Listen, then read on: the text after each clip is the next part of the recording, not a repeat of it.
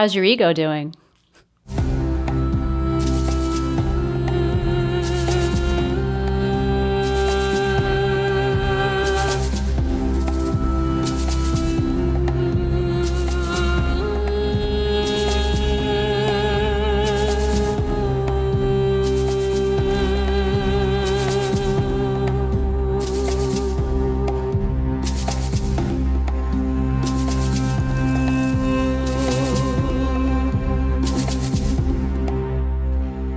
I'm Stephanie Filardi. Welcome to Mind the Gap, the podcast. I believe many people fall short of living the life of their dreams simply because they get stuck in what I call the gap. The vision behind this podcast is to help you understand how to navigate the gap and in the process, awaken to the life that is waiting for you. It starts now. Let's go.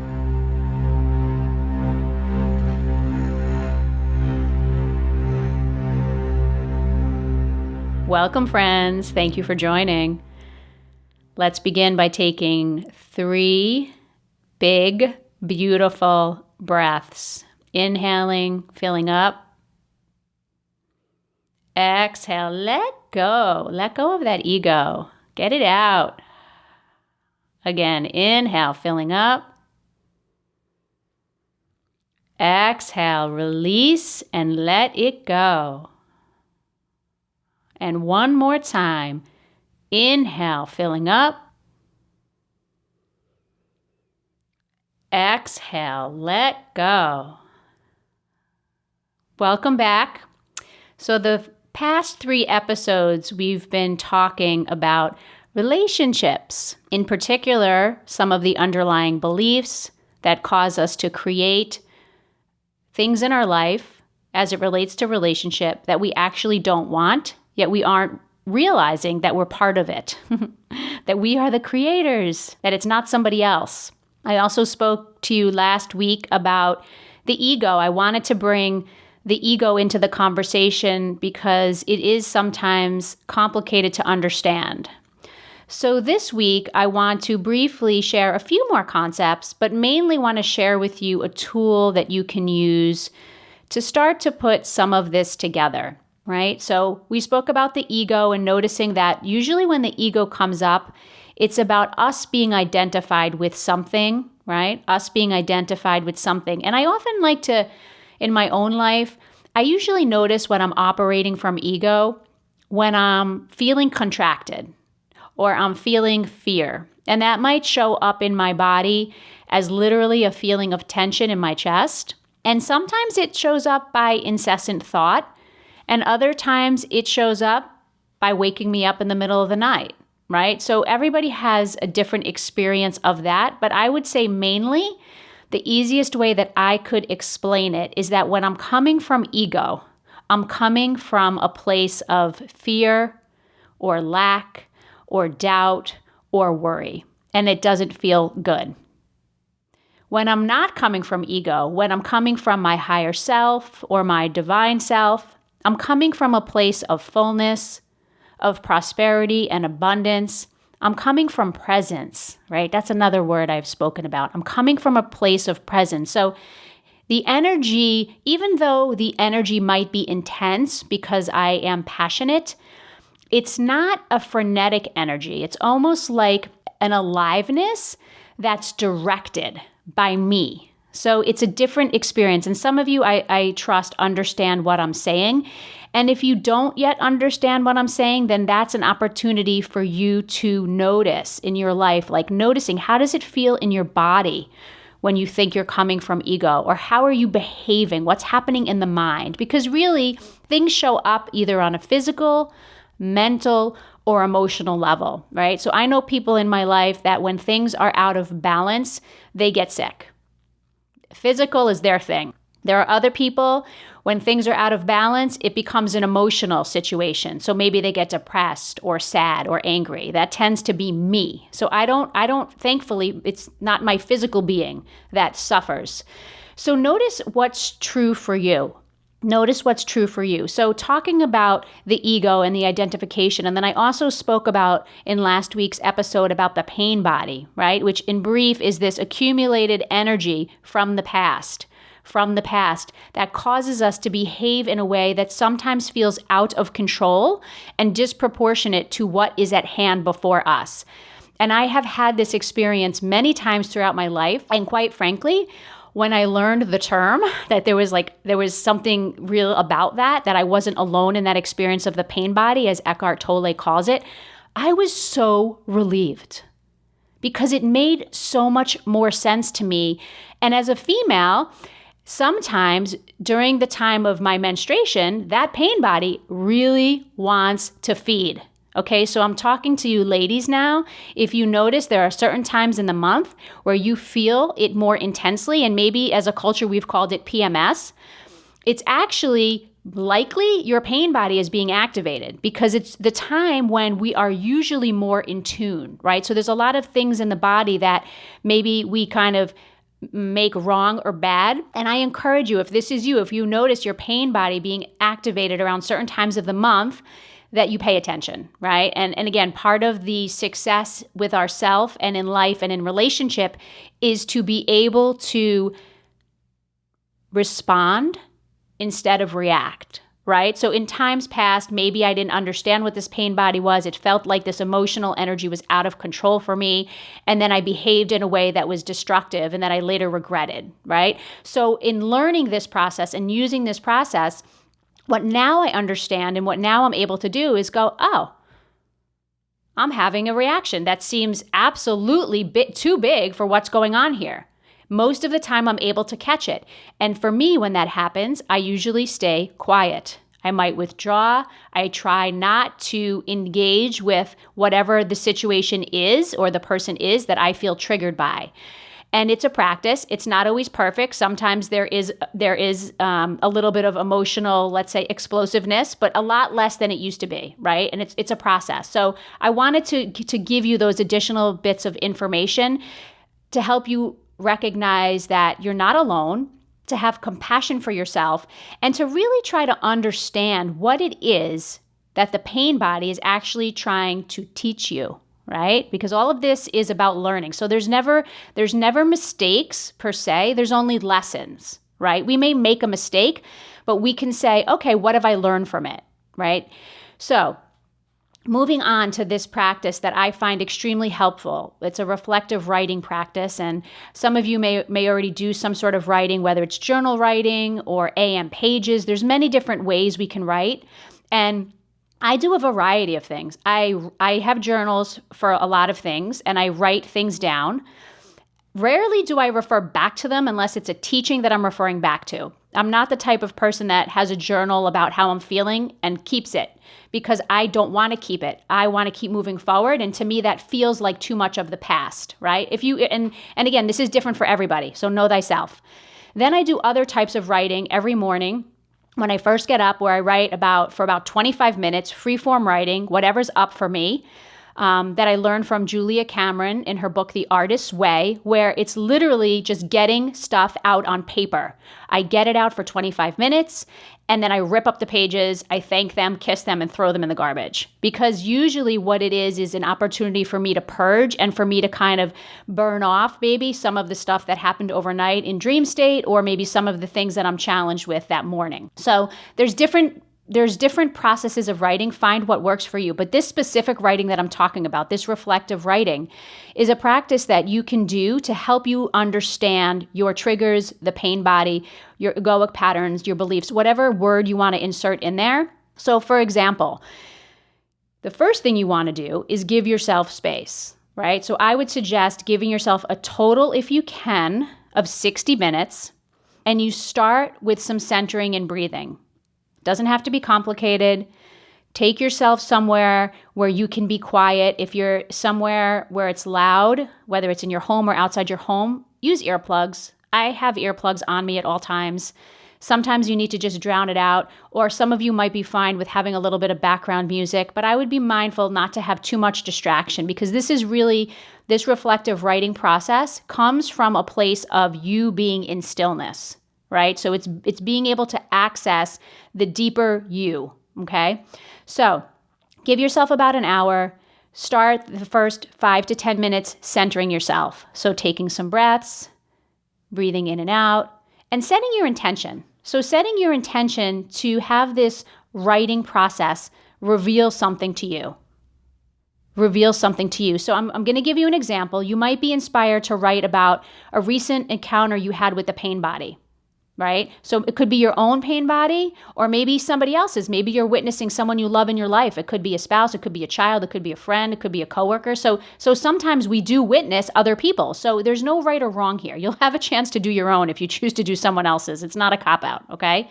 Just do what's resonant for you. So you set your intention about receiving information. So maybe you want to write about a recent encounter with the pain body. And maybe you write about what triggered it, right? So what triggered the pain body? So be factual here. Very important to be factual and not emotional. So meaning, I was at the store, I received a phone call from so-and-so, and they said this to me. Period. That's the facts, right? So what happened? What happened? Then from there, what was your reaction? What was your initial reaction to that fact, to that event? So writing about that and be honest with yourself and be as detailed as you can. Try to remember what your initial reaction was. How did it make you feel? What did you notice in your physical body? What was going on in your mind, right? What were the thoughts? How did you feel emotionally? What was happening? So really paying attention to the sequence of thoughts and events that occurred.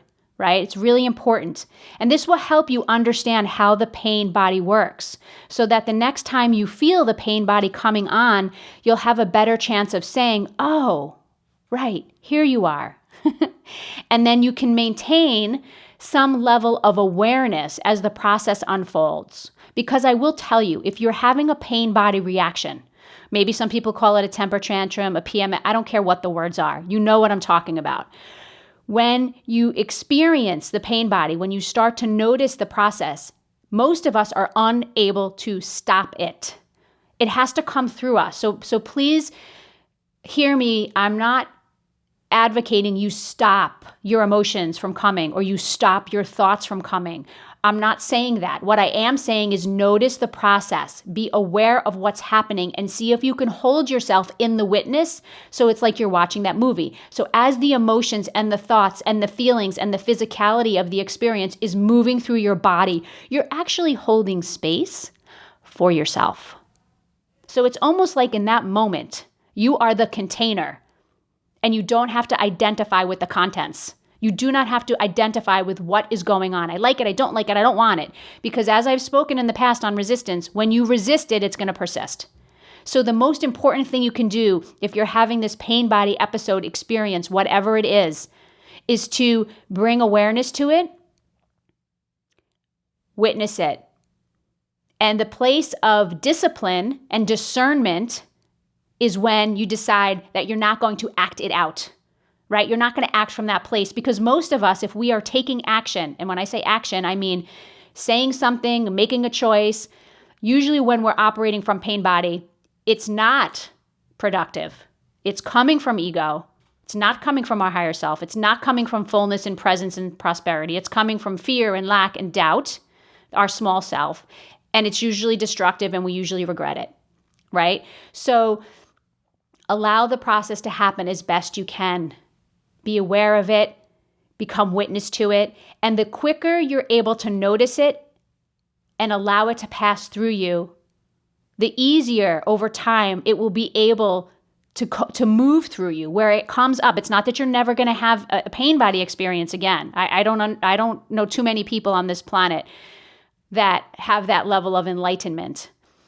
But it enables you over time to gradually develop enough presence to get caught up in it, to live in that space of fear and reactivity and drama, right? You start to say, I do have another choice here, right? So this exercise, this reflective writing process of helping you identify what was a recent encounter with the pain body, what triggered it, a factual event, what was your reaction? So the sequence of thoughts, the events that occurred, what did it feel like in your body, emotionally, mentally, what stories did you make up? This is going to help you understand it. So be as honest as you can with the experience. And then after you have written it all out, right, come back to it as many times as you need to. If you're getting stuck, stop, take a few breaths. If you feel like you're moving too quickly, slow down, right? So this is really a stillness practice, because sometimes when we remember something, this is important, the body doesn't know the difference between a real situation or an imagined situation, right? So this is the power of like I've spoken about visualization practices. So in this moment, when you start to think about it, you don't have to relive it. And again, this is the practice of being present, of being the container, of holding the space for yourself, of watching the movie, okay? So I think I've said that enough. So reflect on this experience of the pain body as detailed as you can. And then notice, is there a pattern? Is there a theme? Do you get triggered around, maybe it's an abandonment issue? Maybe it's a worthiness issue. Whatever it is, just noticing what is it that is something that is a constant trigger. And sometimes we think it's one thing in one area of our life, like, oh, I just get triggered with that in relationships. But then when you actually start to look at other areas of your life, that same thread is in all areas of your life. It's just in different ways and to different degrees, right? Because in our most intimate relationships is usually when we feel the most pain, right? People that we don't care as much about, it might not feel as big to us. But just noticing, what are the patterns that you're seeing? Where are your challenges? How do you want to handle it differently? And then, of course, you want to be able to commit to a practice that will help you, right? So some of you might love meditation. Some of you might want to join a community of people to be able to talk about these things. Some of you might want to read books on relationships. Maybe you want to get some Eckhart Tolle books and listen to him if you're not currently aware of him. He talks a lot about relationships, and quite frankly, he talks about all the major topics in life. And I have found him immensely useful, knowledgeable. He's very grounded. I've met him. I've done trainings with him. I mean, someone on the face of this earth who really does not have an ego. It's quite remarkable, actually. Being in his presence is healing. He had a major experience in his 20s, which you can look up, that enabled him to be where he is. And now he dedicates his life to be a teacher of presence. He teaches people how to be present. It's kind of amazing. So his doing is dedicated to teaching people how to be present. And it's pretty incredible, the work he's doing in the world. So that is a plug for him, because I think he's an incredible person. And the 5 people in my life that I consider the top influencers, he's absolutely one of them. So study it. Find what works for you. Talk about it, write about it, run it out, do what serves you.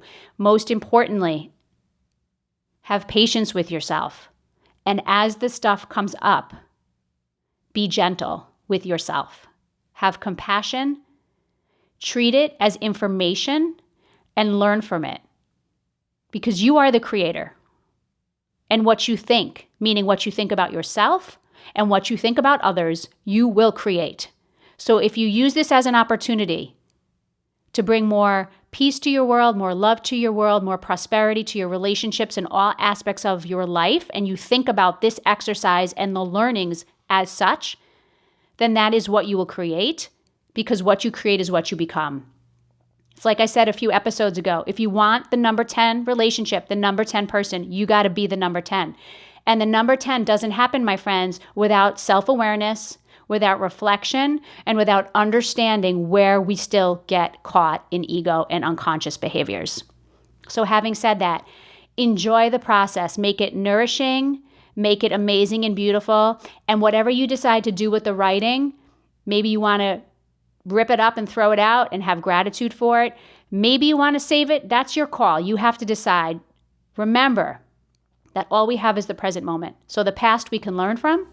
The future isn't here yet. So if you keep it, use it as a tool to learn, not as something to continue to keep yourself in a negative spiral. Thanks for listening. As always, reach out, questions, comments on social media. You have my email, stephanie@bronxwellness.com. Let's go.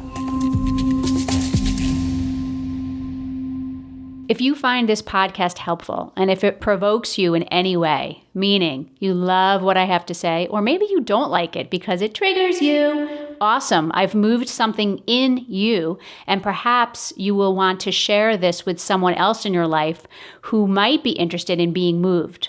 So you can find us on Apple, on Spotify, iHeartRadio, Google Podcasts.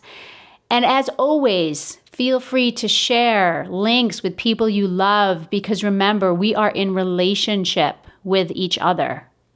So the more that you are present and you invite other people on the journey, the more peaceful world we will live in, because we will be together understanding these concepts.